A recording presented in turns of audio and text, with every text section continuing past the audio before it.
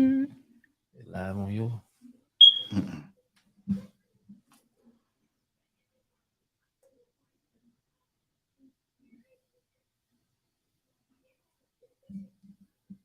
Should be live. I'm live.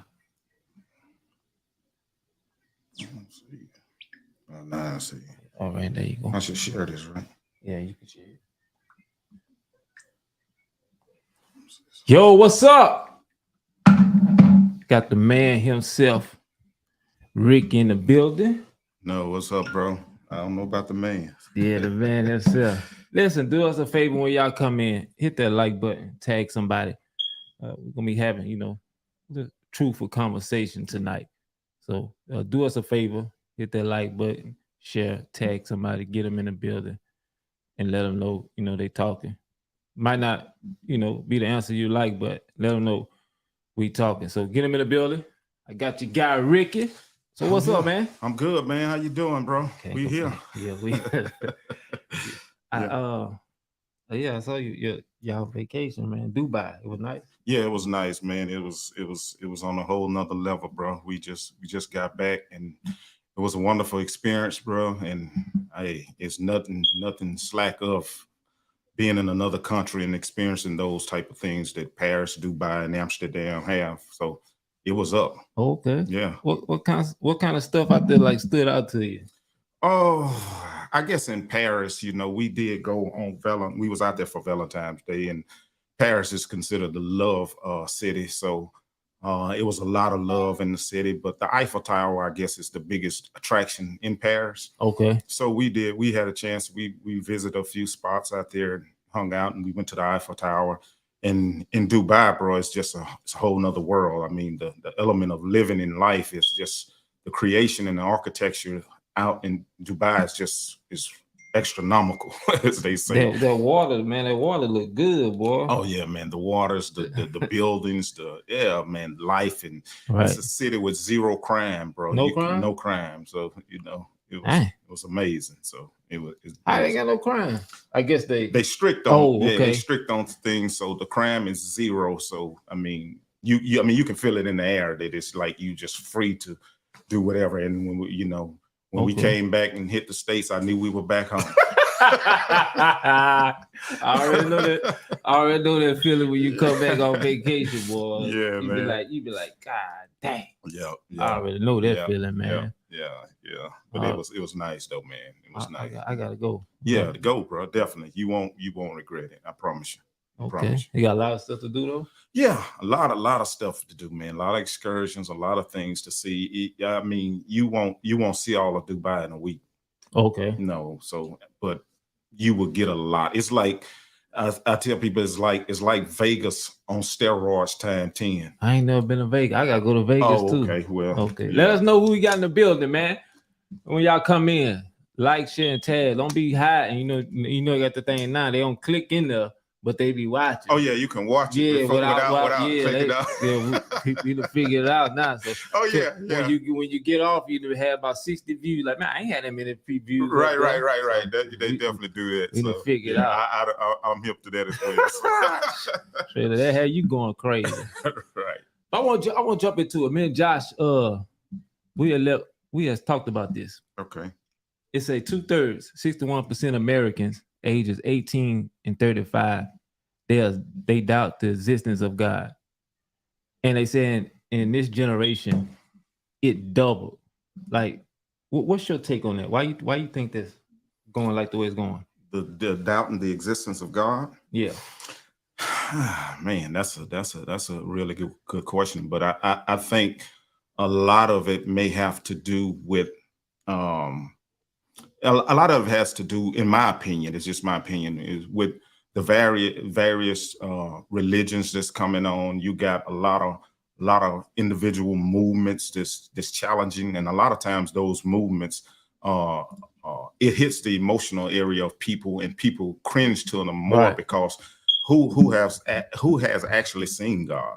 Yeah, we believe in God because that's our faith and believe in God, but a lot of people question that, and they question why as a Christian, you have to go through certain things and you have to deal with certain things, and you serve the God that can do anything and stop anything. So if you his child, why does he let those things happen? So if people doubt the existence of God Right. based upon a lot of that, then they get a lot of pro movements or whatever that kind of speaks to the emotions of the black man or the soul of certain situations, and people kind of gravitate to that and be Right. like, I'm gonna ride with this, Right. So I think that has a lot to do with it. Yeah. Do you think that's the reason why we're seeing a decline in church attendance? That has a lot to do with it in church attendance, but I think a lot of some of the church attendance has it has. I won't blame all that upon. I won't throw all the blame on the world for that. I think the church, a lot of the churches, not all, we're not doing our due diligence as well. Right. So a lot of the church declining is because a lot of the churches not doing their due diligence to be relevant. Right. I'm glad you say that, because after COVID-19, it changes a lot. It changed a lot with everybody, not just church, but the way we live in particular. And some churches, after everybody went back, they just say, I'm sticking with the old way. I'm not gonna shift with time. Like, it's been working. God ain't in that new way. Because I hear a lot of people saying God ain't in that what you're doing. Do you think that can be a reason that's running the younger generation off? Yeah, and I do, because every decade, every 10 years is a decade, right? Right. So we come to the end. In 2020, we was coming to beginning a new decade, right? So it's like, I think the reason why the churches you asked me about the shift and everything. I think two things that cause churches that I in my opinion, I think is fear and an unhealthy church. Right. If somebody's unhealthy in the hospital or whatever, when you talking about shift means to move something from one place to the other, right? Right. So if you're unhealthy in the hospital and you're not healthy, they very cautious about how they move you. Right. Right. So a lot of churches are not healthy. So when you're not being healthy, you very reluctant to shift. Right. Because you scared you're gonna cause trauma. You scared and another thing is fear. Like I said, in the beginning of a decade, it's like a car that's going down the road. You're going down the road of a decade, right? At the end of that road, you come to a stop sign and you go left or right to begin another decade, right? Right. So in 2020, the church came to the end of that road at the beginning of a decade. Right. But hold up, another car pulled up on the side of us, which is the pandemic. Right. The pandemic distracted the church from making that turn. So we focused on the pandemic. We focused on, and everybody did, how to live, how to get through the pandemic, how to deal with the pandemic. But hey, the pandemic is over. The pandemic car has turned. But hold up, the church is still stuck. Scared to move. So a lot of times when people are fearful of something, they panic. So when you panic, you don't move. Right. And I think the church is panicked and is scared to move. I'm scared to shift because I'm scared I might lose them. They may fall off. I just feel more comfortable staying, like you say, in what I'm comfortable with, the old way. But it's not gonna work. Everything shift. If you're gonna try to do church and ministry in this day without shifting, it's not gonna work. You're not gonna be relevant. You might maintain. I tell people a lot of times, churches, you will maintain that what you have a lot of times, but you won't grow. Right. So I mean, what's the purpose of doing it if you're not gonna grow? But some people are more comfortable in their comfort zone. Believe it or not, some churches are scared to grow. Some ministries are scared to grow because growth demands change. Right. Growth demands you to become out of your comfort zone. Growth means that you got to change your ways. You got to get on your A game. You got to do this. So a lot of churches are afraid to grow. As sad as it may sound, but a lot of churches would prefer to stay base model, stay here. We can maintain this group of people. I don't want to change. No, I don't want to get used to plugging people and getting people involved in stuff. So I'm comfortable with here. I'm comfortable not growing. So a lot of churches are comfortable like that. Me, in my opinion, I think that's a dangerous thing to do. Yeah. Whenever you get to a point, especially when people's souls at stake, because now, I think that it takes a lot to run ministry. Yeah, to stay relevant, right? It's just more than on Sundays. Right? Yeah. Oh yeah, most definitely. And I believe you gotta keep God's at the head, right? But you also got to do other stuff to teach people, educate the people. I believe that the church is a place you know, we should educate people, not just about you know, churches. I Right. mean, about religion. Yeah, Life. yeah, of course, yeah. It should Right. have stuff in place to educate people about, you know, stuff like that. And I think that's the churches have ran from that for so long. Like, you know, we ain't talking about no politics. We only gonna be strictly God. Right. But now, but you, if you look around, if you see all the other ministries and stuff, those are the ones that's grabbing the people. Yeah. That's talking about the issues that's going on in the world. Because right? we're dealing with real life situations. Exactly, right? Yeah. And those are the ones that's growing. That's why they having so much success. Right. That's why, like Jamal Brown, he can have success because he gonna always talk about, you know, the issues. Right. A lot of them do. R.A. Vernon. Right. And I think that's not. I'm saying I would love to go that way. Me in particular, but you, like you said, got a lot of people that's, you know, stuck in their ways. And I mean, why be stuck if, you know, we going after God? We serve a big God. Right. So, you know, long as God is what you aiming for, how can you lose? Yeah, absolutely. Absolutely. And I think to be relevant, churches have to be open to be creative. Yeah. God has nothing against creativity. A lot of people shun away from being creative because they let people say being too creative is you performing now. It's entertaining. It's becoming entertaining. But God is a creative God. Right. The Bible starts off by saying, in the beginning, God created. Yeah. So he kicked it off by being creative. Right. So God wants us to be creative. We have to be creative. Yeah. Now, I'm not for gimmicks. No, it's a difference in gimmicks and being creative. Yeah. You know, gimmick is you trying to trick me. You're trying to play on my top. Right. Yeah. But being creative is you trying to influence me. Right. Which means you trying to compel me. Right. The Bible says go out and compel me into come. Right. So creativity is all about God. So don't let people fool you into talking about, because you hear that a lot when you become too creative. That's entertaining. That's entertaining. They being too entertaining. Church is entertaining. You know, I tell people all the time, you know, that say that people hooping, preachers hooping, that's entertainment. Yeah. That's black culture entertainment. That's why some of them preachers, that's why they were going crazy during the pandemic, because they ain't had nobody holler at them. That's exactly right. They didn't have an audience. Yeah, you got to preach to that camera. So now, you know what I'm saying? But you right about be creative. Like, you know, for us, we have creative meetings every Monday. Right? You know, we try to tell the people bring their creative ideas. You know, we put it all out there. We do that. We've been doing that every Monday, man. I think that's important. Oh, very important. You know, but keep God in it. But you're not gonna keep nobody. I mean, you ain't gonna get nobody to come to your church if you're not being creative. You have to be relevant to people and where people can understand it, right? And where it makes sense to me. You know, a lot of times we preach over or talk over people's heads, you know, and that's also another reason why a lot of people you're too deep, don't come to church. You over their head, you know. They don't know what you're talking about. Yeah. People want it to make sense to me. How does this make sense to my everyday living? Right. Make it make sense for me. You know? So when we do that and become relative to that, people will start coming back to church or stay in church. Yeah, I hope so, because it's a lot. I mean, it's a lot. You know, I'll be talking to people and they be like, I just want to, you know, I want to be taught. I want to know what you're saying. Like, right. I mean, it's okay to hoop. I ain't got no problem with people. No, we love it. Yeah, we love it. Right, that's our culture. Yeah.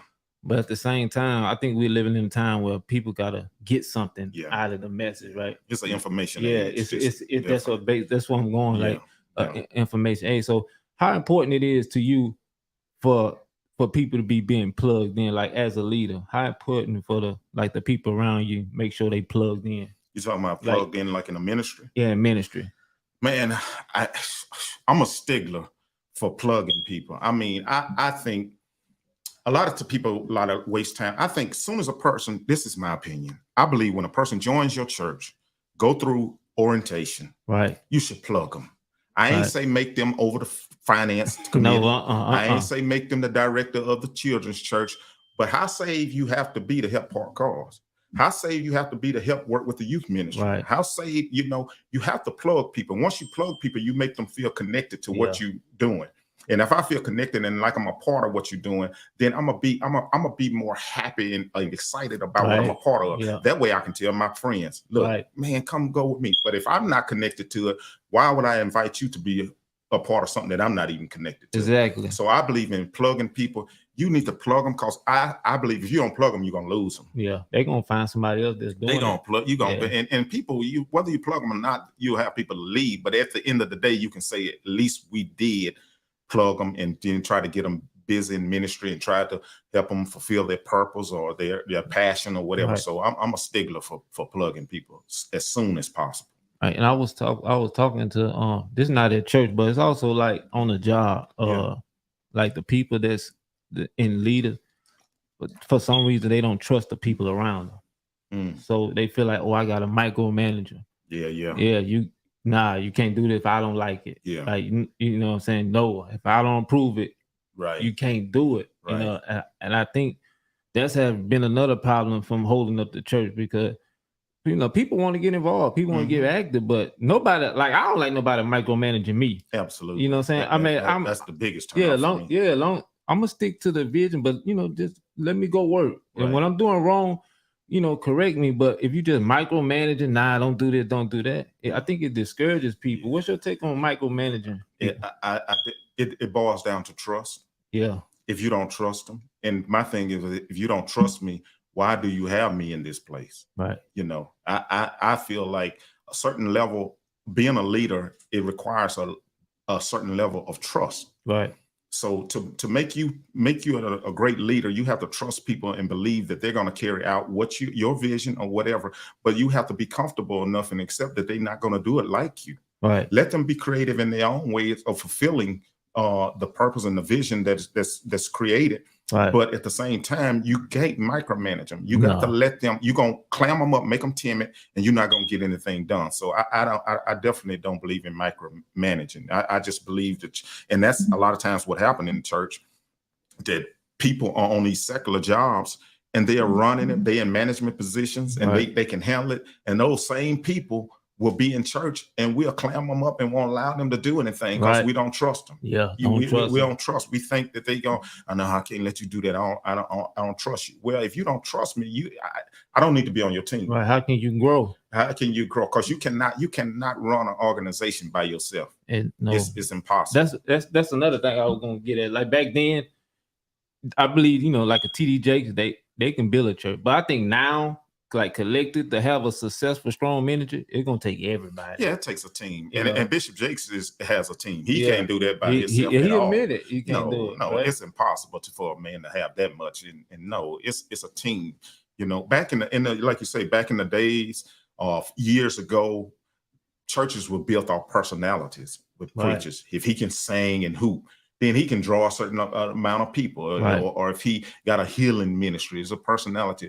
But the ministries now that are effective is built off of teams. Right. You see the pastor or the person, the face, but it's that team effort that's the pushing that ministry. So I think if a ministry that has a successful team in place and trust that team, you'll see a successful ministry. Right. I heard a preacher say that now in these times, you should be putting more money into your media. Do you agree with that? Most definitely. And again, years ago, the thing was how much property can you get? How many buildings can you get? That's not an important thing today because, like you say, the attendance is not where a lot of people.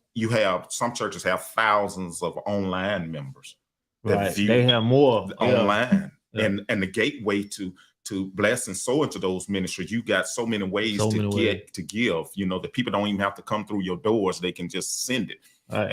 But technology, I think technology is should be one of the most important things in your ministry, the top of the list of your ministry to do right now. If you don't have your media team, technology should be A1 100. Right. I heard a couple pastors say that they offering double, like during the pandemic. Yeah, most definitely, man. Most definitely. So yeah, but you still some people are still not on social media though. Like some people against it. Like I mean, it can be bad, but I don't think it's bad for the church. I think the church needed to where we going. Like you're going to need. I don't think you're gonna go back to these big mega ministries anymore. I think most of it's gonna be through technology because COVID has showed people I don't have to go to church. Absolutely. So I'm still a sinner. I mean, the world was shut down. Right. So now I don't have to go to church. Right. So now you got to change the message, right? Because back then if you don't go to church, you weren't saved. Right. I I mean, mean, I'm not with people staying at home, Right, but I what get you get what I'm saying? So I believe that's very important. Putting a face, having a presence on social media. Right? and social media just opened a bigger gateway for your ministry Yeah. in the building, and you want those people to come and congregate, and it's Right. nothing like a live experience. We do know that. But how just imagine how successful and how bigger your ministry will be if you had a platform on social media where people from all across the world can view your Right. ministry and sow into your ministry. Right. You really just hindering yourself by not Right. using and taking advantages of those things. So I saw Tim Ross. He stepped down from being lead pastor. Huh? I think he stepped down and he's doing his podcast full time. And see, a lot of them are doing that. A lot of them doing it. A lot of them doing it, man. Torrey, Pastor Torrey, Yeah. the mayor, said They stepped down. Yeah. I mean, a lot of this technology, man, just opens a gateway. You can reach so many people with less headache, less stress. So if it's winning, if it's the gospel is getting out, hey, that's what it's about to me. Whatever means necessary to get the gospel out, you take advantage of that. On COVID-19 when it happened, it showed everybody that we weren't ready. Like it caught us with our pants down.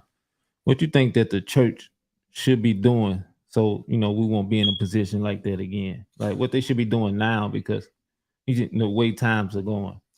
I think, of course, we don't know what kind of catastrophe or what type of thing that will come up, but I think to prepare ourselves, we need to stay relevant. Right. COVID-19 came, the pandemic came, and it shut down. Every mega church was on the same level as a storefront church. Everybody was doing ministry behind a laptop, in front of a camera. I don't care if you had 20,000 members or if you had 20 members. Right. It put us on the same platform.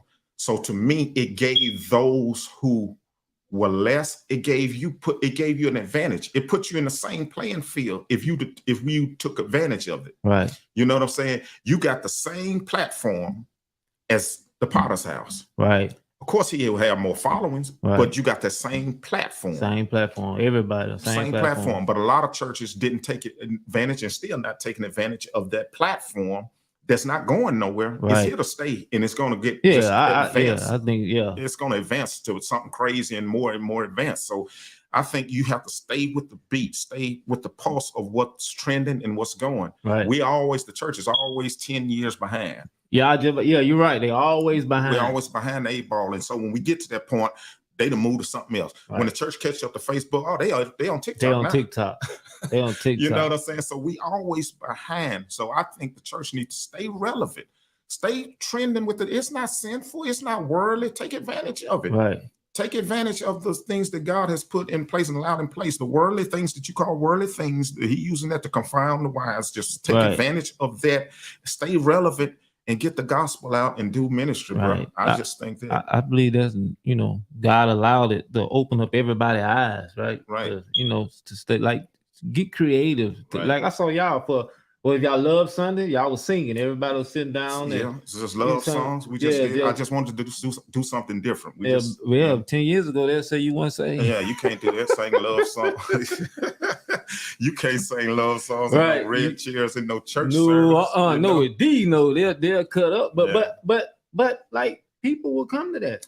People, if you do it, people, you'll be surprised. But some of the same people that will fight it, you can't pay attention to the people that gonna fight. Some people gonna fight everything. Yeah. So you just keep moving. The same people that will complain about you singing old songs, you go in their car, right? They got it playing on their radio, right? They sing it and win. So I don't pay attention to a lot of the negativity stuff. I'm beyond that, so it don't even move me. I just keep it moving. It's about getting the people, man, and changing people's lives. Like you say, we gotta represent Christ. Yeah. Right. Do it in the right way. You said something about being behind the 8 ball. The church is always 10 years behind, and I notice a lot that a lot of preachers that's been doing it a while, and they not grooming like the person to take over. Mm-hmm. Like in football, they always gonna be grooming their backup quarterback.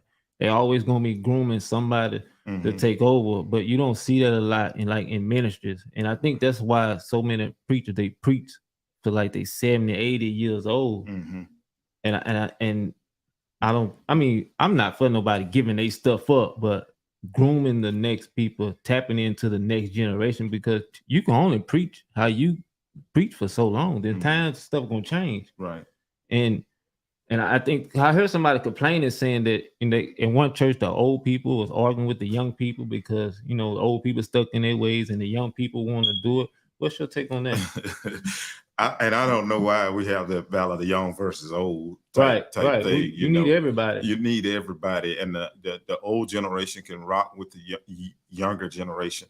The old generation is not going to change. No, they ain't going to change. And the old generation have to realize the young generation not going to change. Right. So you have to. The Bible speaks of that, the young and the old growing together. So I don't see why we make it such a big deal. A big thing. You have to, and I think grooming is very important because everybody's getting old. Right. If you're not raising up a generation behind you, then you're not leading well. Right. You know what I'm saying? So I think a lot of times certain leaders are scared to groom because they don't know. A lot of them hadn't seen this template on how to groom, and some of them are just afraid to be in a different position. Right. To pass the baton. Right. We should pass the baton. It's not it's that when you run in track, the baton is passed behind. A lot of our churches, they like to pass the baton from the casket. Literally. That's how they do. They gonna take it. They pass it from the front, from the casket. But then when the person take over, they gotta go through all hell and trying to change it or get it better and stuff like. I saw a lot of churches die like that. A lot of them do because and I think in a transition you're gonna lose people, you're gonna gain people. Right. But that comes with it. That comes in corporate world or whatever. That comes with football, basketball, changing players. Right. You're gonna lose fans. You're gonna lose whatever. But the overall picture is for this dynasty, the legacy. Right. What we gonna do about this legacy? So you got to think far beyond that. So I think passing a legacy, I would want to leave a legacy that I can see it and see the fruit of my labor. Right. Not wait till I'm gone and then I ain't see no fruit of that. So I'd rather pass the baton where I can see the person that I pass it to run by me. Right. Like I know y'all did that. Y'all gave up playing keyboard and stuff, huh? Gave up music, man. Bunch of other things. We've been doing music all our lives, right? But we played, and then it was a big thing in our ministry, in our church. But it was time. It was time. You got another generation coming behind you, right? You know what I'm saying? I don't. If I'm doing the same thing I've been doing for 30 years, either and I'm gonna say this, and I know you like it. You don't like it. You like me to be straight up. If you got to do the same thing over that many years and can't move, you got a disability, you retarded or something. Yeah. You know what I'm saying? Oh, there's no filter over here, baby. We're going to talk about it. Okay, so I mean, there's nothing wrong with playing music for 40, 50, 60 years. Right. Don't trust me. Don't get me wrong. Don't get it twisted in that if that's what you want to do. But I think for us, it was time to move into other areas that you have to have other people coming behind you. You got other younger musicians that's just that run faster, play faster. Their mind is on a whole nother level. Put them in the game. Right. You move to something else. Right. You holding that, you can't release this because you won't open your hands, release that. You move to something else. And I think that's how we grow and transform. Yeah. Be open to let it go and let somebody else come behind you. And it gives me joy to see who I passed it to, taking it to a level that I couldn't take it to. Right. And I like that when I saw y'all had done that, because I know what you do and the mindset you got and the potential. I think that long as you were playing the keyboard, you were stagnated. Yeah. But now that you off, it frees you up to do more creative stuff and do stuff like that. But like you say, I'm pretty sure it took a leap of faith. A lot of people, they hate to give it up. They hate to give it up. I don't know if it's the money, the whatever it is, but they hate to lose that spot. Yeah. I mean, it's crazy, but those are the churches that people they're not going to. No, man. Everything is changing, right? And I think when you get 40, I mean, not just 40, every 40 years is this new generation, right? So I think at 40, you should have passed something along. Right. You should Yeah. have passed something to the next generation. Yeah. You know, you should have passed something. I don't care if it's a business. I don't care if it's Yeah. a position. I don't care if it's some mentorship or something. You should have passed on to the next generation. To me, if I'm not growing, I get frustrated, right? And Yeah. I quit. I quit job after job because Yeah. if I feel like I can't move up, it don't make no sense for me to be here because I never was a person to get, satisfied where I'm at. Right. And Right. and Right. I think we gotta change the way. Not everybody, but most people gotta change the way like they do ministry. I know Mhm. some people they're like, man, I'm just ain't going back because they don't want to change. They old, they don't want to do, it worked for them, so they Right. won't change. And Right. I think that's had been the hindrance. Go back to what we were saying about the younger generation about, then it said that Americans doubt God doubled in one generation. Right. Now, I mean, I'm not blaming everything on the church. Right. I'm not saying that. Yeah. No. But how do you think we fixed it? Like going by to get these young. I'm gonna be honest with you. All the young people I asked to come to church, they said they ain't coming. Wow. I mean, that's everywhere. Like if they do come, they'll come one time. Yeah, and that varies, because I do know some ministry that have some on fire young. Yeah, they do. Ministry, yeah, they do. They do. Youth departments, youth ministries, just on fire, and I think it has a lot. I think it has a lot to do with the culture of that church. Right. Too. If the culture of that church is welcoming to the young generation and to hear the young generations, because Right. a lot of churches, the culture, and a lot of reason why a lot of young people, because I've been that young person that grew up in the church, Right. so I know how a lot of the church people think or whatever. So I think if the culture of that church is welcoming to the young people and has an ear to the young people to listen to them, it opens a bigger gateway for them to be more relaxed. Right. But a lot of young people are not going to come into that culture because they feel like you finna come clamp down on them. You finna just try to instruct them in everything, which is good. They need instruction. Right. They need guidance. Don't get me wrong with that.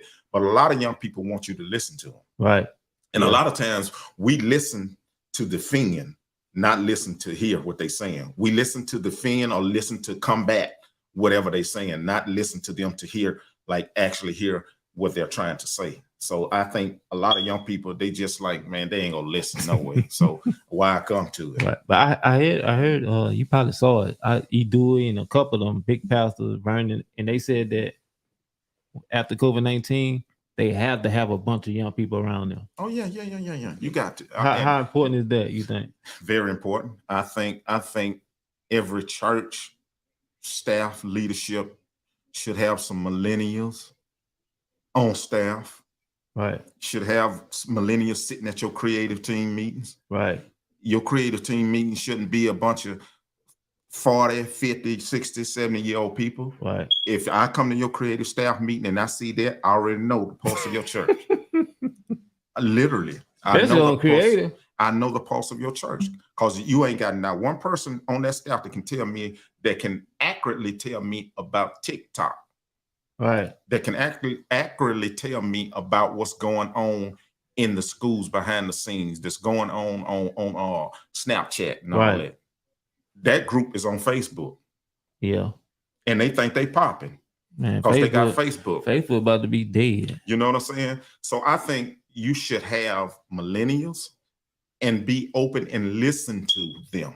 Right. And that's why I know they have millennials on their staff and everything. A lot of them keep them. A lot of people, even like my guy Mike McClure, a lot of people know that Mike McClure is my guy. And a lot of times, I will go visit him, or a lot of times I will converse to, just to kind of hear certain things and how he do it, because he has a very vibrant church. Right. Very vibrant. They doing some crazy stuff. Very vibrant church. And he told me, he said, how I stay active and have such a vibrant church is I allow people and I allow them to correct me, and I give them a voice. I give them a voice. He said, because he said, my graphic and media team is all young people. Right. My media team is all young people. He said, I don't want no old people designing no flyers for me. Right. You know, my media team is graphic team. He said, my PR team that helps me look presentable for fashion and clothes. Right. He said, these young fashionable people. Right. How important is that with appearance with clothes? Do you think it'll run people off if you're not saying do be all swagged out, but how important do you think it is to attract people? Again, it goes to the culture of that church, I think, because you got some churches that are more traditional. Right. So they gonna feel more comfortable seeing the pastor in a suit. Some right. church feel more comfortable seeing the pastor in a robe. Right. But if the culture of that church is to see the pastor like we dress right here, right, then I think go for it. If you attract that crowd and that generation, why would you put on a suit? Right. If 90% and 80% of your people coming in looks like this. Right. Yeah, you're right. You're right. Go with what works for you. You know what I'm saying? Go with what works for you. But at the same time, don't be talking about, well, this worked for us and it really ain't working. You know what I'm saying? So don't hide behind that and say, well, this worked for us, but it really ain't working. So I mean, hey, what y'all got? Y'all got some comments? Ask some questions. Who we got? Let us know we got in the building. They don't be want to say that. I don't know why. We're not talking about them popular topics right now. So nah, we about to hit them in a little bit. But I like what you said. That like what Mike said, that his people, you know, Vernon had said that he said he paid people to disagree with him. Not on everything, but he said sometimes, you know, when I hear from God, I'm gonna go. But he said he got select people that he paid to, you know, critique what he said. Because they're gonna give him the real. Right. Real. A lot of times you got a lot of church people, and I understand that they're gonna be yes men. Right. They're gonna give you exactly what they know that you're looking for. Right. If they know you looking for that type of answer, they're gonna say, well, yes, sir, yes, pastor. That's you right, pastor. They're not gonna challenge you. Right. Yeah. I saw. I'm gonna go dump in some questions I want to talk about. Who that was? That was Vernon said that he believed that you can be gay and saved. Right. So if I'm gay and saved, do you think they should be leading and working in ministry, like praise team, or could they have an opportunity to get involved? Because he said you can be gay and still be saved. I'm not gonna deal with if you can be gay or being saved, but I mean, you know, I do believe in people having different sexual preferences, right, that can be involved in ministry, right? Because at the end of the day, you don't know what people really deal with. Right. You can look at the outward appearance and say, well, that person, he's not gay, but you don't know that person when they leave church, they can be the biggest pill popper. Right. Cocaine star. I used to take pills. I've seen it. I've seen the best come in church and perform and put on a show. You know what I'm saying? Right. And go out and I've seen them go preach up a storm, look through muddy waters and see dry land. Right. And go out, go to the hotels and cut up. Right. But to you, the natural eye, you ain't see none of that. So I think we should have a gateway open for people, but at the same time, love them in and have a platform where you can correct them. Right. Where you can show the love of Jesus Christ and correct them. You know, a lot of times we so stern-hearted against them, so we set up those walls for them to receive what needs to be received. You know what I'm saying? So I think if we open up and let the people just show them the love of Jesus Christ, make them comfortable, you have a better chance of reaching. The Bible said with love and kindness have I drawn, not with no stern face. You can't reach me. You can't invite me and insult me at the same time. Right.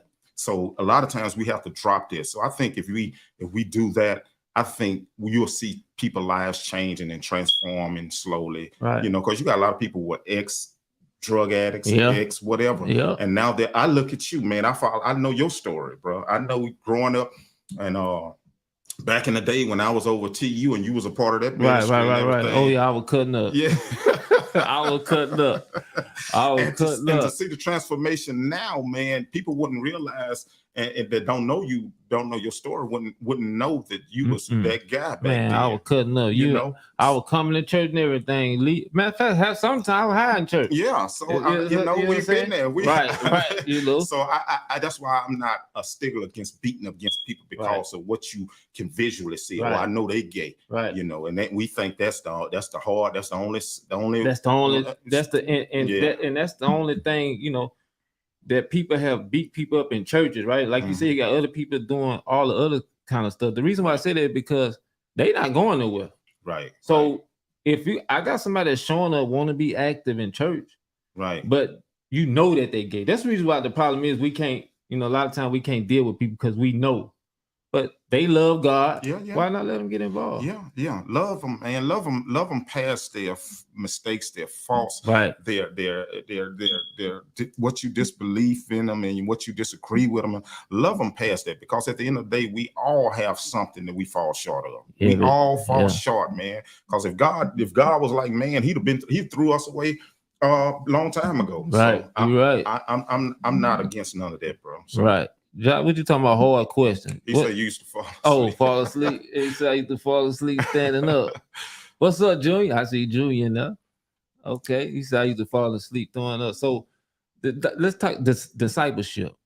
How important should that be going on? Like people discipling, like having like small groups and, you know, how important you think that? That's important. Again, I'm gonna be raw. Some churches are not set up for small group.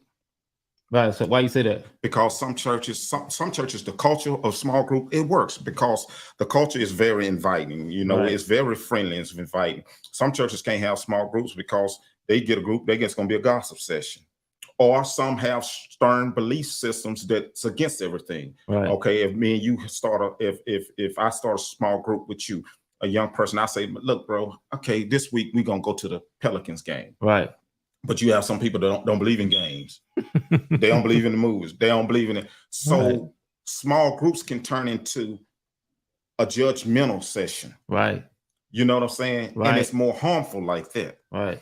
But if the culture of the room is very inviting, you just loving on people, sharing the love of Jesus Christ, and leaving it at that. Not let them sessions be something where you policing the people. Right. Because a lot of times these groups in church, it's just a police session. Right. I'm finna watch you. Hey, check in. I saw you. You was at the game. I saw you down there at Mardi Gras. Yeah. You know what I'm saying? So it's hard sometimes. So, bro, but the discipleship is oh man, that's key. That's very important. Right. But I think it has to be across the board to where your ministry understand the concept of discipleship. Right. You know, for a while, you know, we was taught that you can't do stuff outside of church or you wasn't saved. And, you know what I'm saying? If you go out and try to enjoy yourself and have fun, because y'all just went on a vacation.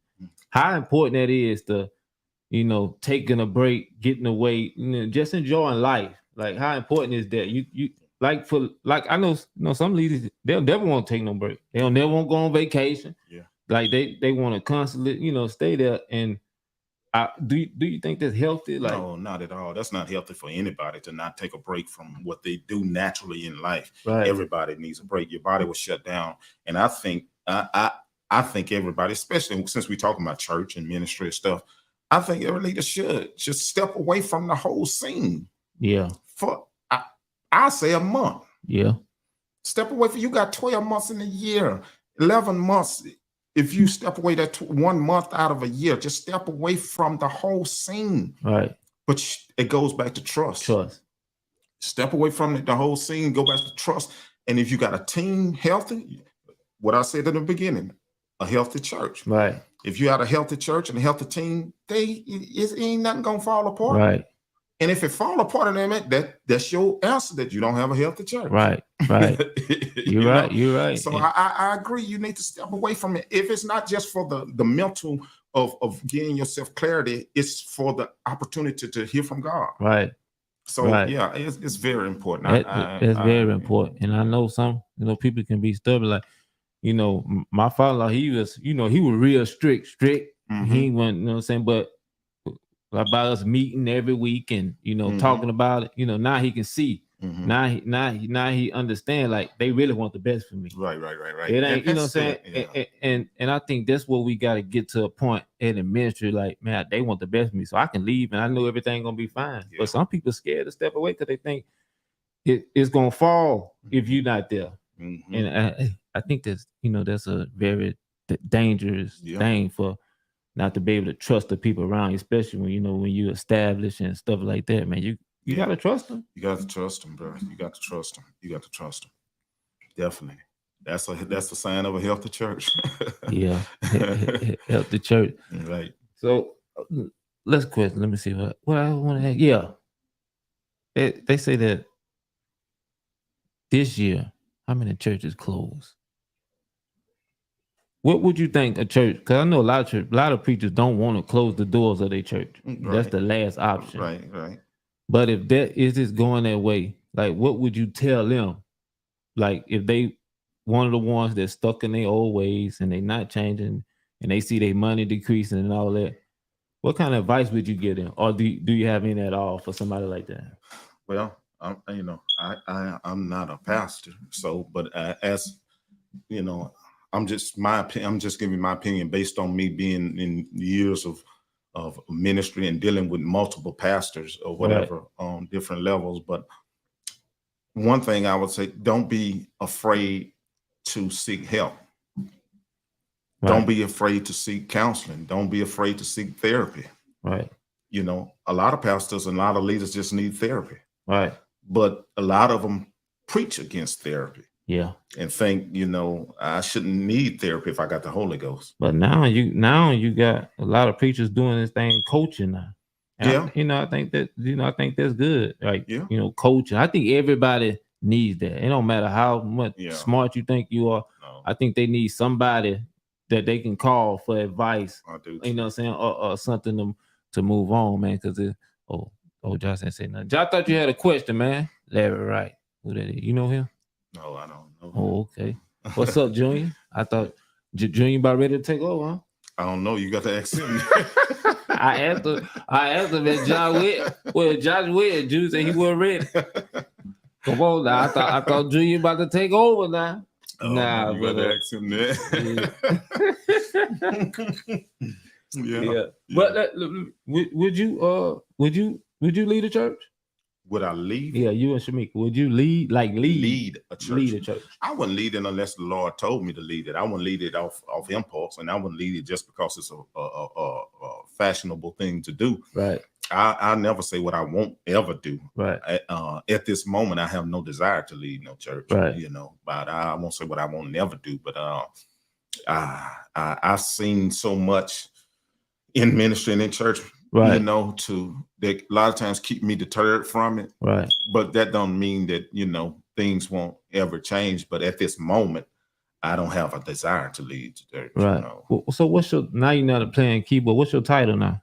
Oh, I don't have it. I'm just a servant, man. Oh, you don't have, you're not. No, I'm just a servant, bro. I'm just a servant, really.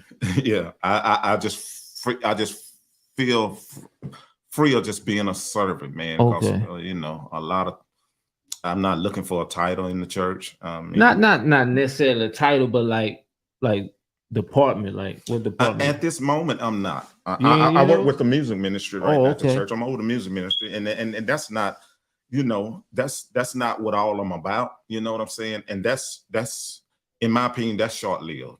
You know, that's short lived. I have been presented numerous opportunities for certain things, but you know, it's just I have to hear from God and get peace and clarity on things, and you know. But I'm not you know, I'm not at this moment in the church. Okay. I'm not.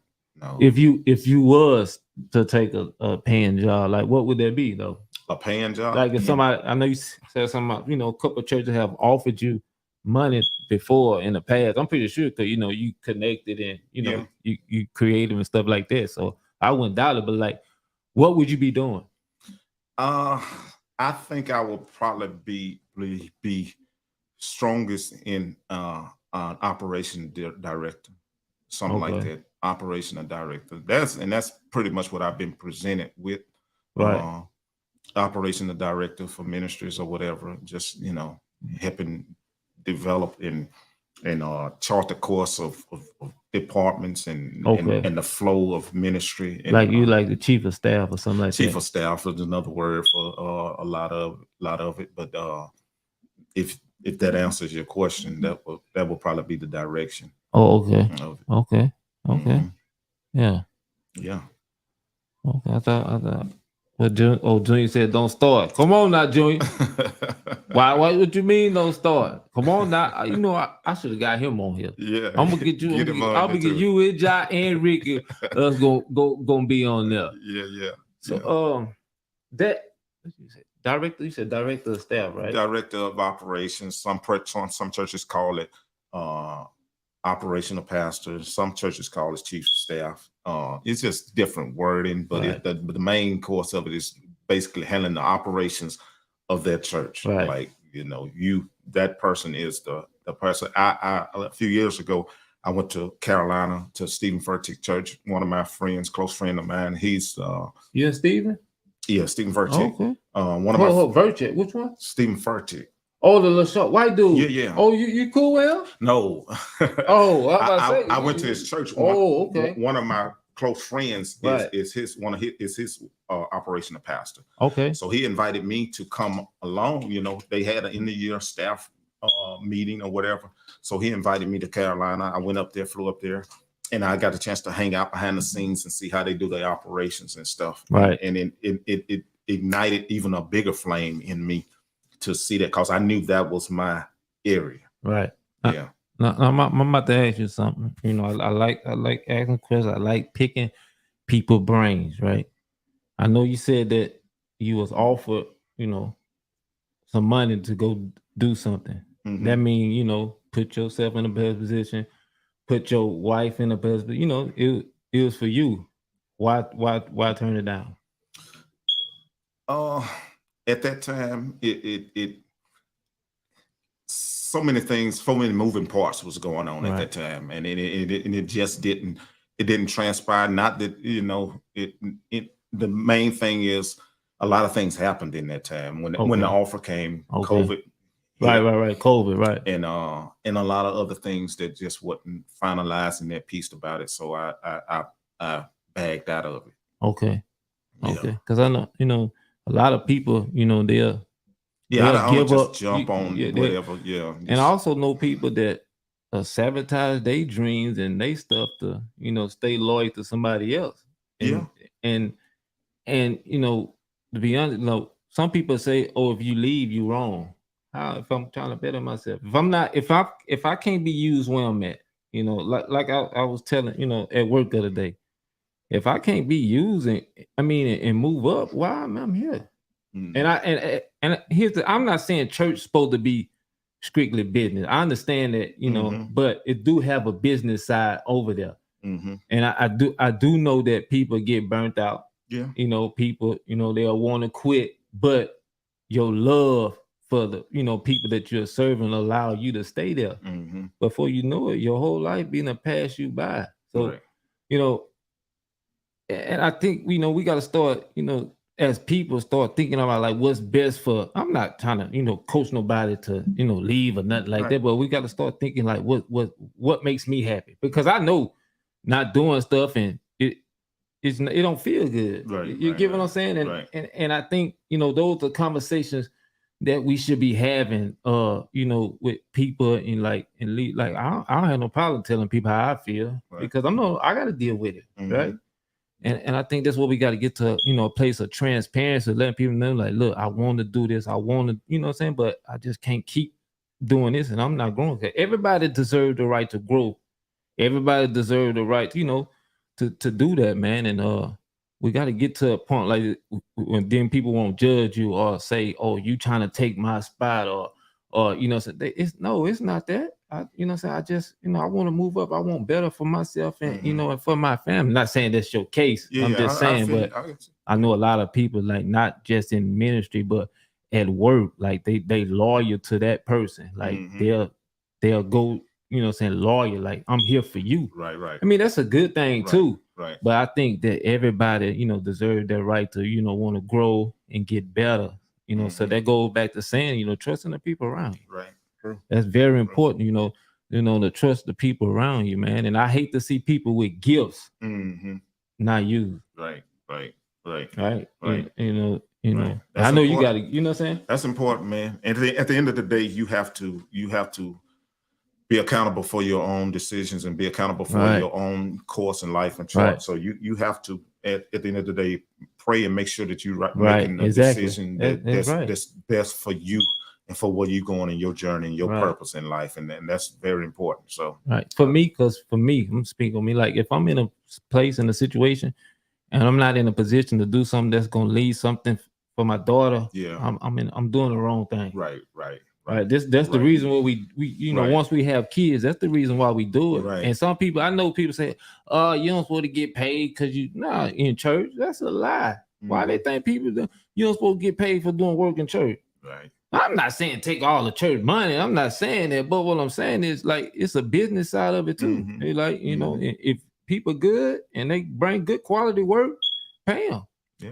Because if you don't, somebody else gonna pay them. Right. If you agree upon it, I say people, you know, if that's what you agreed upon, fine. If that's what you didn't agree upon, fine with that. Exactly. Whatever you feel, if you feel free to volunteer, fine, and be blessed about that. But whatever y'all negotiate and did, that's between, you know, whatever you decide or whatever, however you take it. But I think it's about leaving a legacy, man. And that's the path I'm on right now. At the end of the day, like you said, when you have kids, you have a daughter, I have a daughter.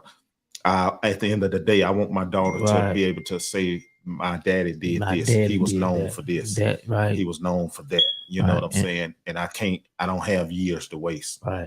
You know, you like you're saying, I know what how old you is. I'm 48. That's what I'm saying. Like me too. That's why I'm just, you know, trying to build something so I can lead to my daughter, man, to break cause my daddy didn't leave me nothing, but you know, I love my daddy to death because I believe that, you know, if we leave our kids something, it put them in a position, you know, for a head start in life. Right. But if you're not doing nothing and hustling to leave something for your kids, what you doing it for? And that's it. At the end of the day, bro, leave a legacy. Leave something for your generations to follow you behind. Children. I try to teach my daughter at a young age the importance of being a leader. You know, being someone that gives and not is selfish or whatever. You know, trying to put principles in her of being a leader and what comes with being a person that makes decisions. You know, against the grain of what's unpopular. You know what I'm saying? So just getting that in the system, you know what I'm saying? So I don't want to raise up and leave a legacy, somebody who go through life and grow up in church and miss a whole era of their life. I don't want my daughter to grow up. She goes to a school and they pouring so much in school. She learns this in school. Then on the church side, it's a big old gap. It's a big old gap. You know what I'm saying? So I don't want that. And whatever means necessary to make that not happen, I'm willing to take it. You know, you have to, you know, because I looked at life totally different when I had a child. Like, you know, I can't afford to, you know, to be loyal to something and not gonna put me in a position to leave something for my child. That's not saying I get nothing against nobody. Nah, it just I just want to be in a position, you know, to leave something for my child. You said about giving.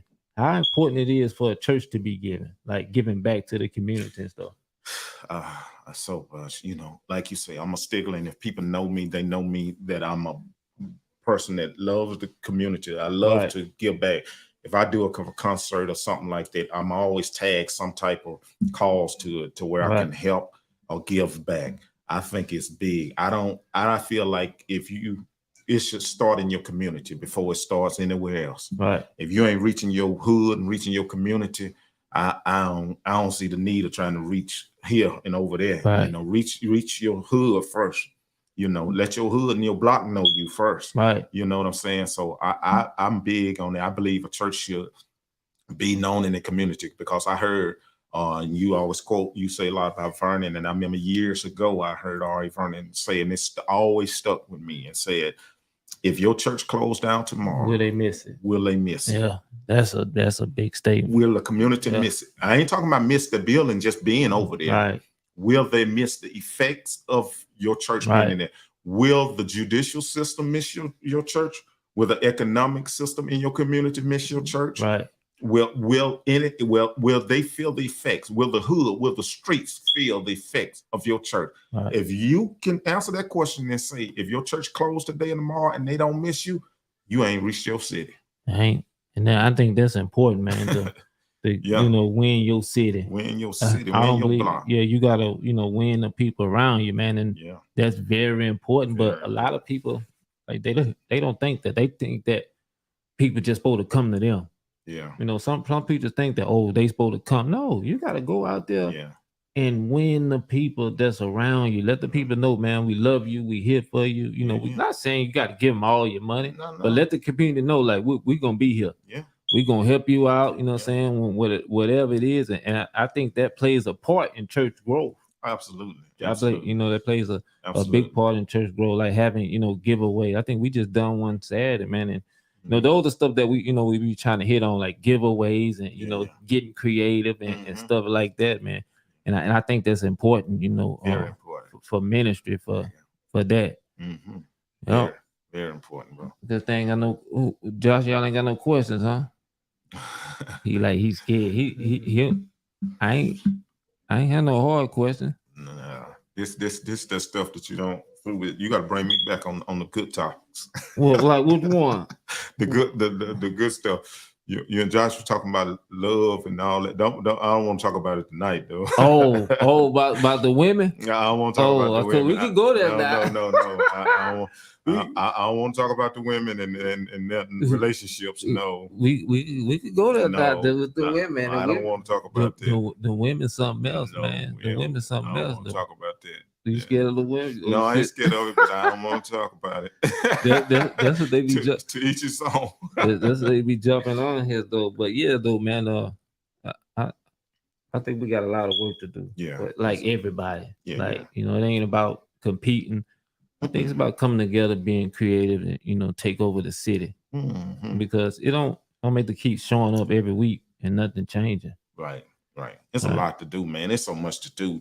I don't understand why churches even try to say competing. It's so much to do. Right. It's so much room for everybody. Everybody. At the street say everybody can eat. Everybody can eat. So I don't have a problem with no church. You know what I'm saying? I don't have a problem with no denomination.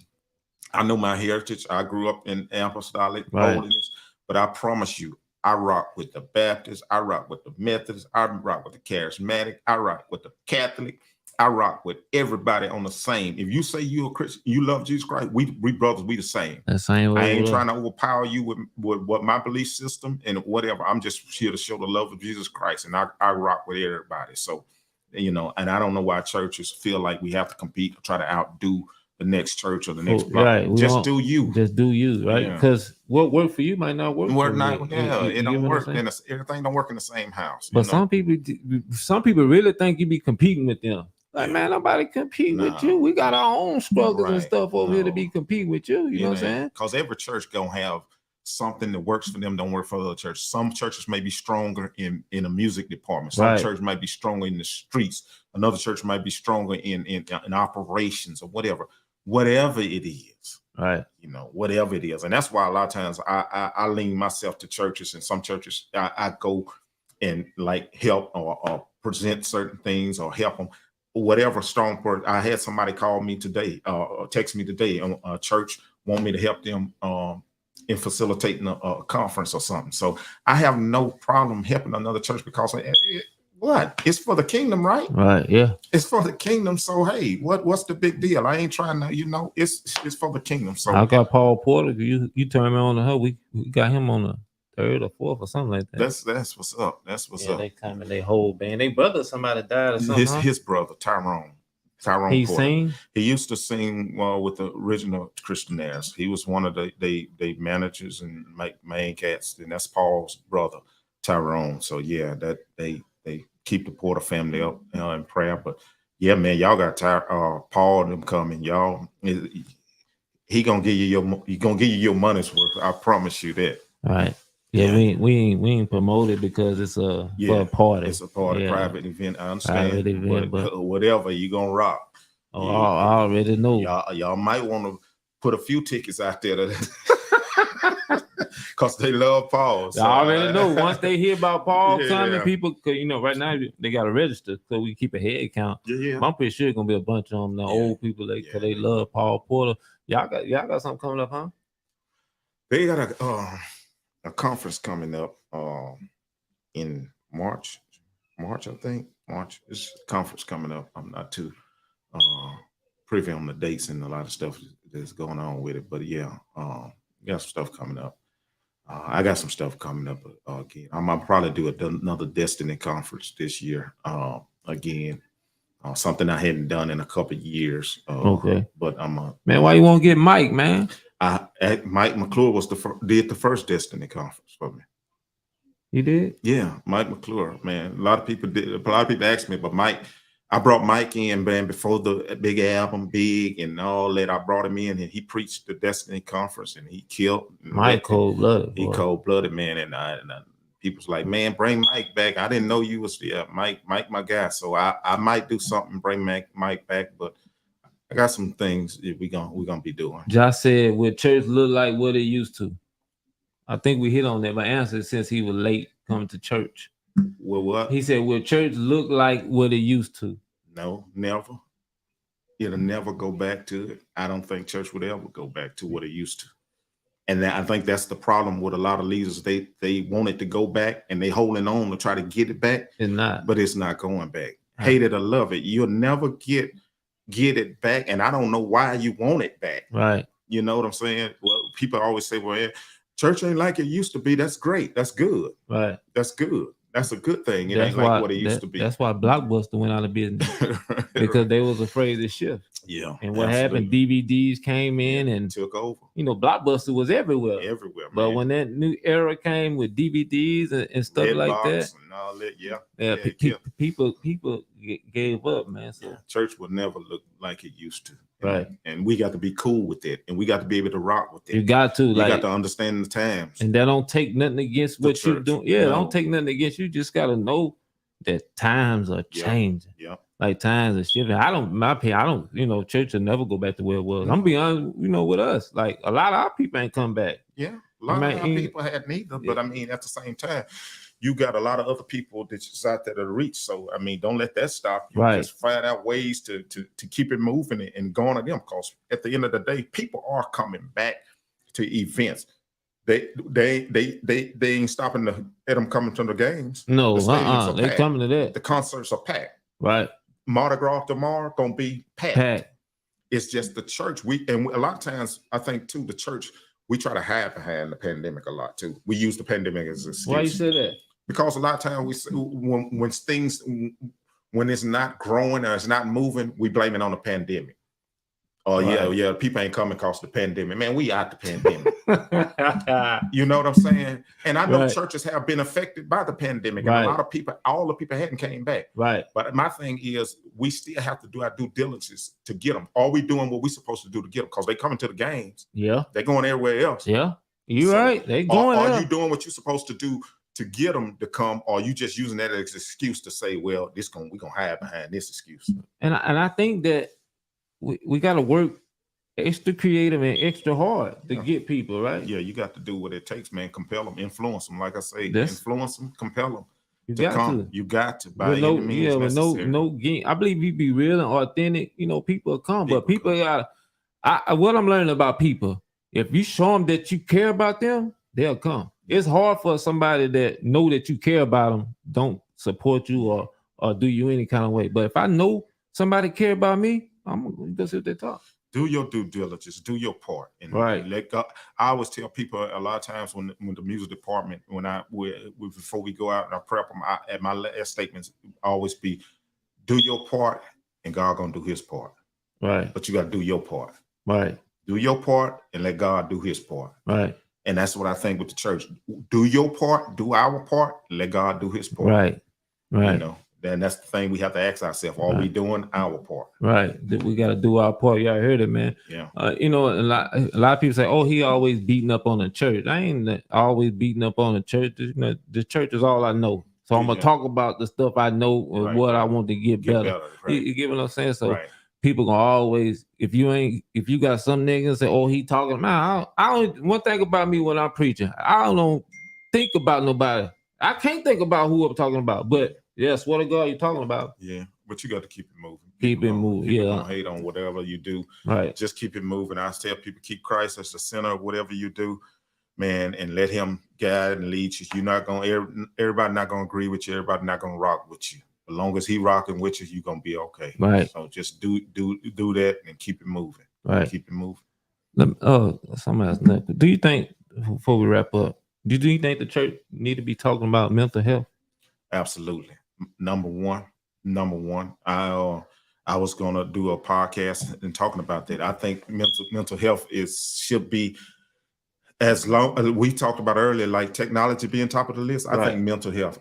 My personal opinion, I think every church need to have a therapist. I ain't saying every church, but they need to have a therapist on speed dial that they can send people to or recommend. Right.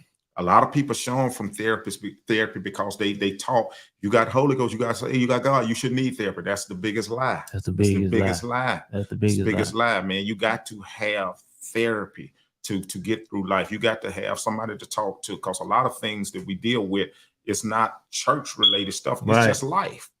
It's just life. And a lot of some stuff, as much as I believe in prayer, some stuff prayer ain't gonna fix. No.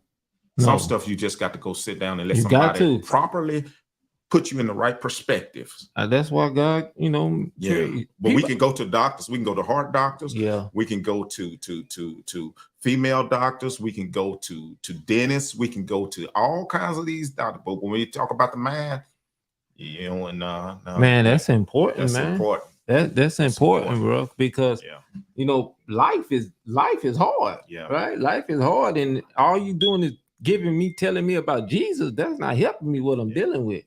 We know Jesus and we know God is the ultimate answer. But at the same time, are you doing your part? Right. I can have all the Jesus in the world, and if I'm not treating my heart right and doing my heart right, God, I ain't got nothing to do with that, cuz you ain't doing what you're supposed to do.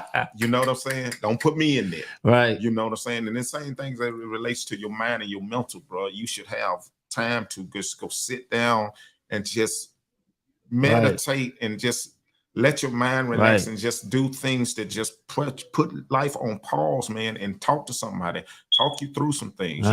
I'm glad you said that. I think I'm gonna look into that. How the roles and standards in relationship change. He said, how the roles and standards in relationships change. Relationships is like what relationship, John? What relationship you talking about? Matter of fact, where you at? Male and female relationships. Yeah, where you at, John? Let me send you the link so you can come up. Oh, you got that bad service. Where you at? Where you at, John? Let me send you the link. Call in. You ain't doing that. Call in.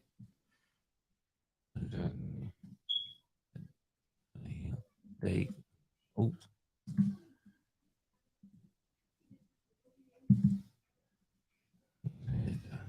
Call in, Joe. I'm about to send you the link right now. Just like you did last night. Whenever we were, hit that link. Oh, he said male and female. How the roles and standards in relationship change, male and female. I gotta get me some better stew. I thought these were good. These ain't hurt my back. How the roles and relationships, how the roles and standards in relationships change. He said, yeah, how the roles and standards in relationship change. Yeah, I saw some have changed. I agree. Some have changed. And I think a lot of roles in relationship has to do with, a lot of things have to do with culture and what's being presented in the ears, get in the gateway, in the eyes. And I think a lot of stuff, and I hate to say this, but I blame a lot of this stuff on social media. And they got people going crazy, because that's a lie. TV and stuff like that. And people think that fantasy world should be invited into their real life situation. Right. A lot of that stuff is just is scripted. It's not real. It's not real, and man. Even if it is real and displayed, it's always short lived on that version. So I think the roles and standards have changed. because you got a lot of women that's just about getting the bag, and I ain't got no problem with that. Right. And the women, a lot of females, they mentalities is I'm gonna do me, I'm gonna Right. get me. So a lot of women, females, they feel like, they gonna beat the guy to the punch. Right. You see what I'm saying? But I don't care how you think you're not created, you're not made like that, you're not built like that Right. to compete with that type of combat with the male species. You know what I'm saying? Women, you're built different, you're created different, so it's gonna feel different. Right. It's gonna feel different. So I think a lot of times the roles and responsibilities have changed, and some dudes are okay with it being like that. And I think that empowers it even worse, because a lot of dudes are okay. A lot of guys are okay with they women taking the lead or whatever. How can somebody get comfortable letting a woman take a lead, staying home watching kids and all that? When I say taking the lead, I'm not talking about being a productive, independent person. I believe in that. Even with my wife, I appreciate and I like the fact that she is independent and can handle her Yeah, that's own. good. Yeah, that's good. But at the same time, she knows and respects the place and position of the man. Right. You know what I'm saying? So I think if they respect that and honor that, it's cool. But when they deviate from that and disrespect that, I think that's when the problem occurs. It don't look good when a woman just look like she in charge. Make a man look, you know what I'm saying? Man should look strong, but if she wear the pants, something wrong.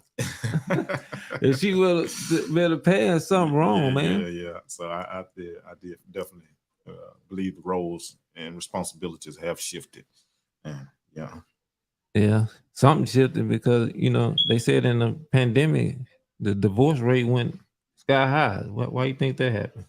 Now that is, I really don't know, but it could play to a part of being around each other more. Yeah, you had a lot of time to be and learn that person more. Yeah, you got a lot of downtime with that person and to talk some things through or see some things through. And I think that could, but I don't really have a definite answer to that. So yeah. Well, but I'm about to wrap. I want to ask you this, like what is your vision for like what you in the next 5 years? What you plan on doing? Like where you see yourself in the next 5 years? Next 5 years, man, I definitely see myself. I'm just running. I see myself, more successful, successful person.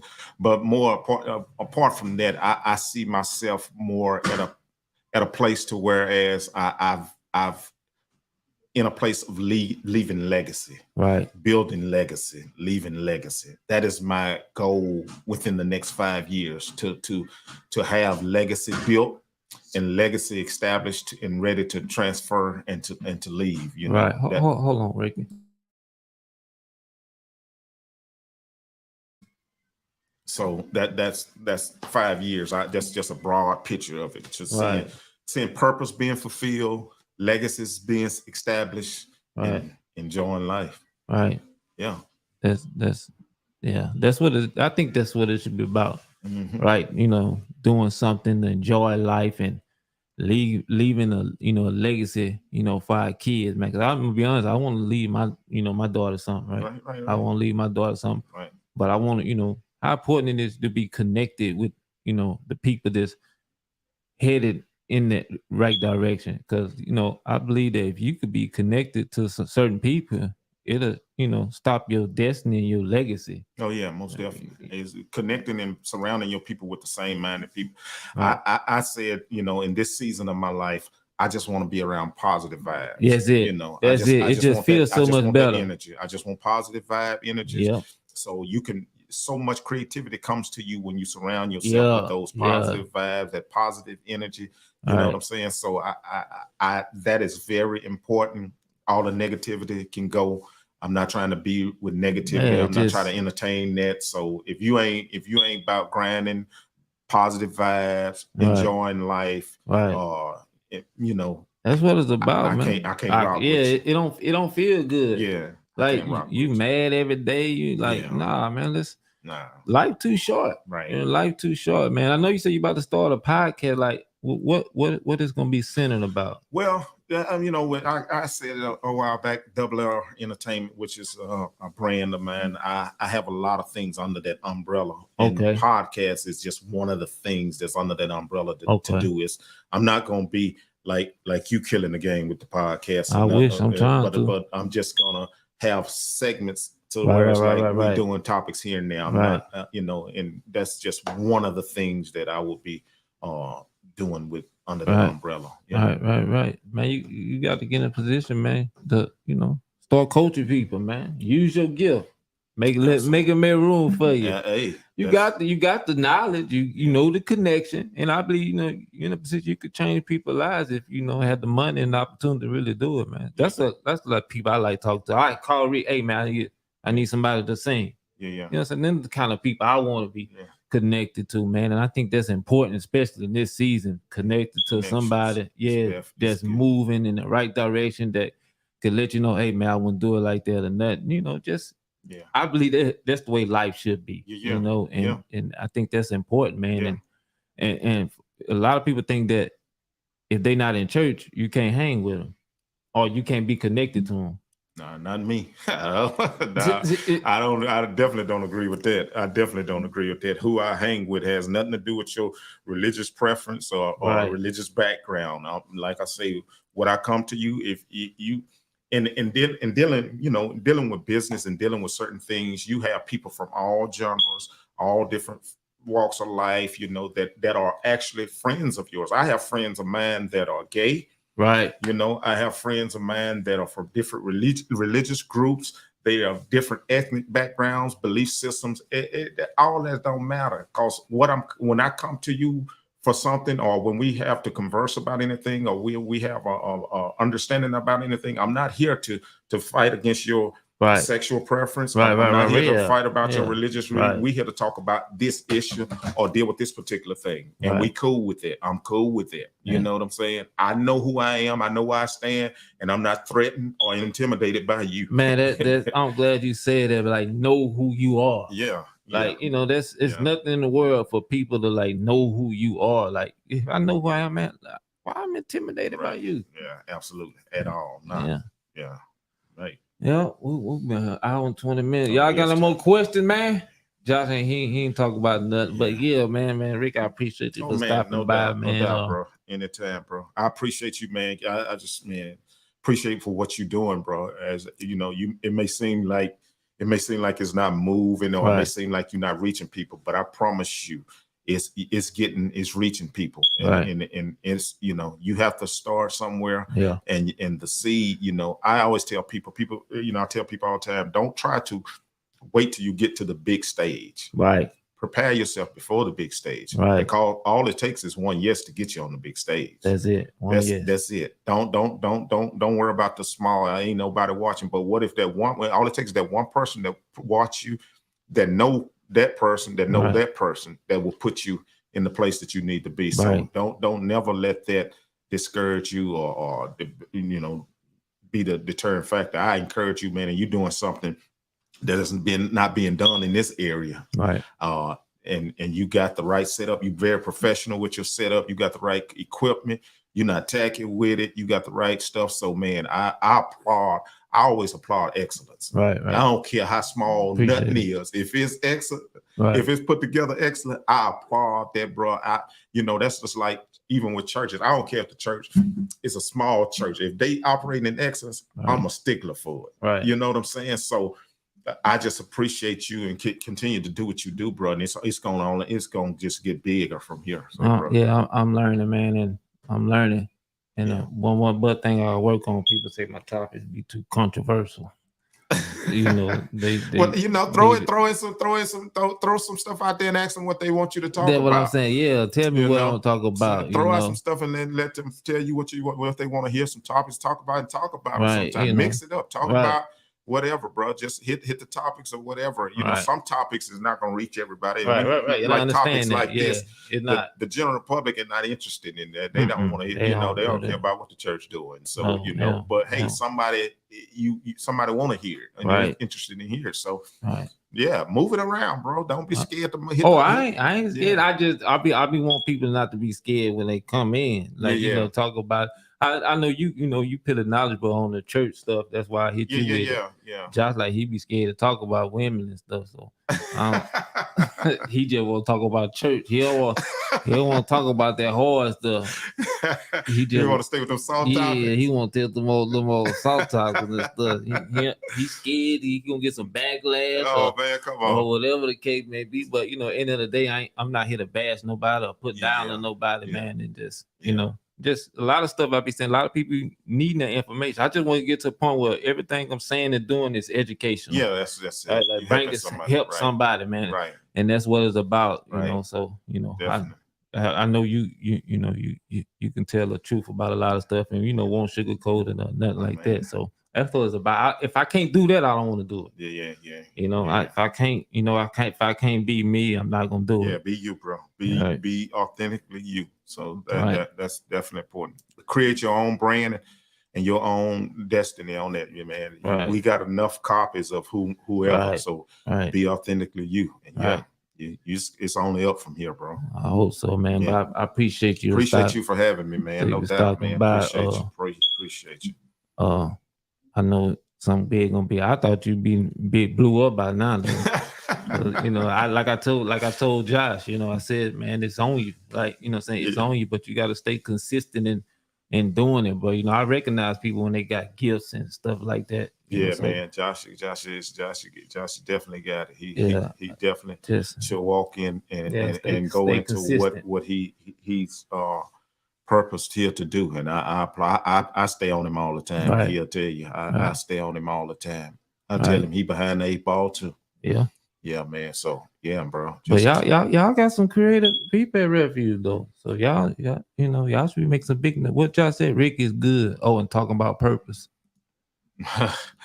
Yeah, man. But it's great, bro. It's great here, man. And it's great to see what you're doing, bro. And I'm just happy to be a part of it and see your journey, man. It's just excited about that, man. So right. I'm telling you, when your first podcast gonna launch? I don't know, man. I told you when I got back, he's gonna do some stuff, and I talked to a few people about it, and I'm definitely do it, and I'm gonna definitely link up with you. And that's when we was talking about earlier about connection. Why reinvent the wheel? Right. Why would I go out and do that when I could come and partner with you? Yeah. It's about partnership, know. Yeah. I'm glad you said that. That's what's changing. Partnership is connecting. That's what it is. So, you're right. I have no problem. That's big. That's big. Yeah. That's big. We like to try to come in and start. It's my thing. I started my thing. Nah, because I'm about partnership, and let's make it big like that. So once I get the other few pieces of everything together, we'll link up and we'll definitely be doing some stuff. With you on that. So that's what I'm looking for, partnership, man. And the last words you want to say? No, to the man. people, I just tell the people keep pushing, keep doing what you're doing, stay in purpose, man. Stay with God, fulfill purpose. Close us out with that. How important it is now for people to stay consistent in walking in their purpose. It's very, very important to stay consistent in walking in your purpose because it's so easily get distracted and get thrown off the course. So. I tell people whatever you feel like you're passionate about. A lot of times that's the beginning, or that's what you should be walking in your purpose. So whatever your purpose is in life, don't let nobody discourage you and distract you and tell you that it won't work or tell you it's corny, it's crazy. Don't worry about that. Some of the craziest, corniest ideas have made people the most successful people in this world. So I tell people to just stay purposeful. Whatever you feel like God has put in your heart and put in your mind and your spirit, act upon it. Act upon it. Do it. Even if you fail in doing it, at least you can say, look, I tried it. I did it. So I just encourage people to just walk in purpose. Don't be walking in fear. Don't let fear distract you. Don't let fear paralyze you. Walk in purpose, fulfill what God created you to do and to be, because he put every last one of us here to create, be creators and to do something and be purposeful in this world. So leave a legacy, man. Leave legacy behind you. Die empty and keep it moving.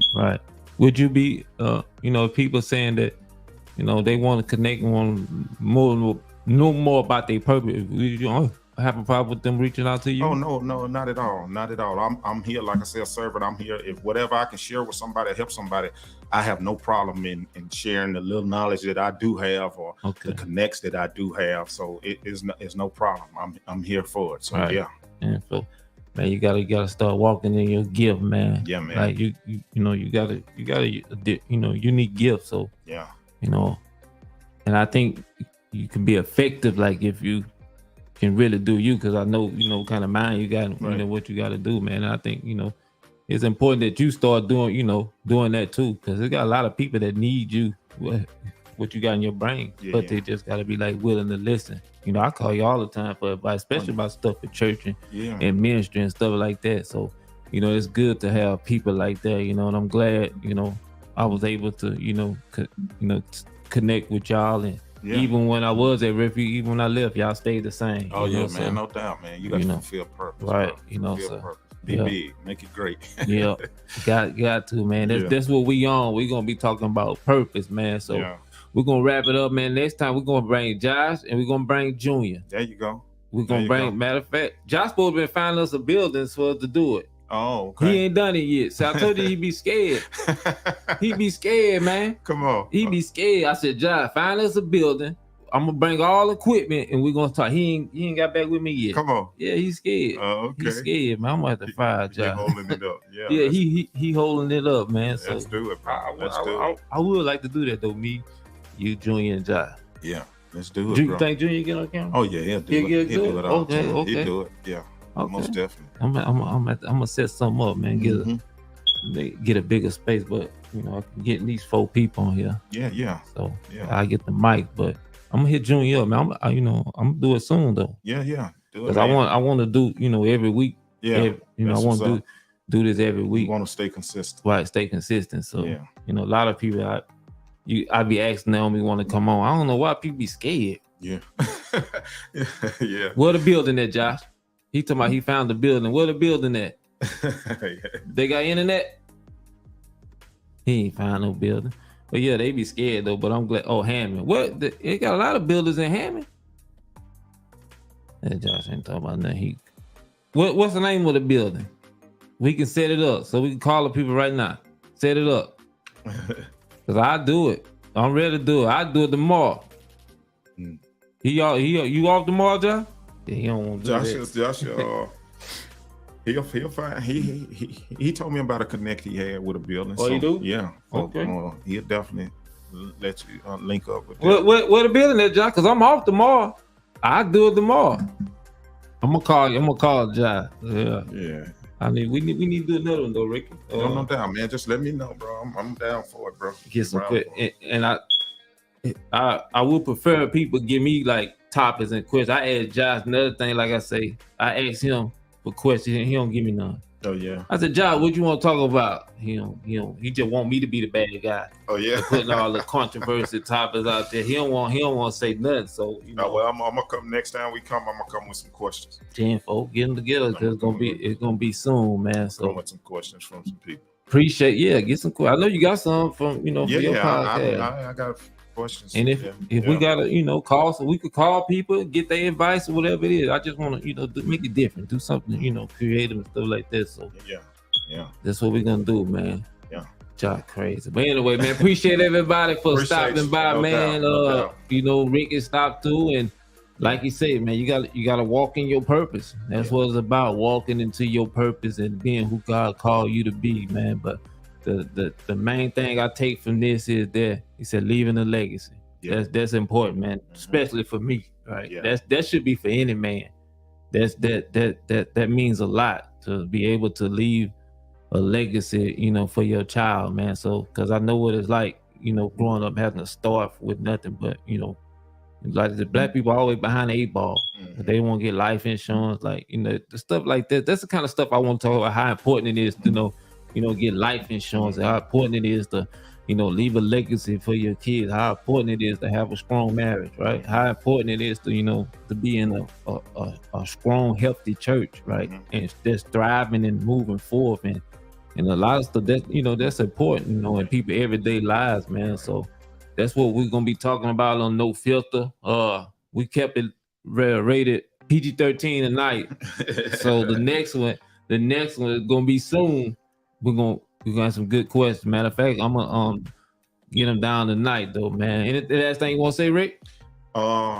No, man. I don't think I can say it. You keep doing what you're doing. Everybody keep doing what they're doing. Walk in purpose, walk in destiny, and God got you the rest of the way, man. Right. May the rest of your days be the best of your days. That's it, man. We love it. I'm gone. I'm about to pray. Heavenly Father God, we thank you for this moment. Thank you for this hour. We thank you for allowing us to come speak to your people again. We don't take it for granted, God.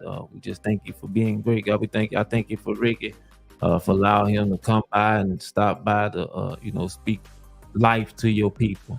And God, we pray, God, that you, keep your hands over everybody's life that's under the sound of my voice. God, we pray, God, that you begin to do something in the inside of them that's going to motivate them and stir them up to walk in their purpose, to be who God called them to be, God. Let them know it's okay to be you. Let them know, God, that look, just go ahead. It's okay to fail. Long as we have you, we don't need nothing else, God. We thank you for being great. We thank you for loving us to pass all our mistakes. So, God, we ask in the name of Jesus that you keep your hand over our life, God. Keep us from all hurt, harm, and danger. Thank you for being great, God. Thank you for, my leaders, the showers of blessing. God, I thank you for Ricky leaders, Bishop Recall and First Lady Recall. God, we thank you for their life and the things that they have instilled through us over the years. God, we pray that you keep your hand over their life, keep them with grace and favor and mercy. We be careful to give you all the glory, the honor, and the praise. Amen. Listen, if y'all need something about purpose, man, hit Rick up. He got you. John, I need that building, man. You need to text me tonight so we can put it in, man.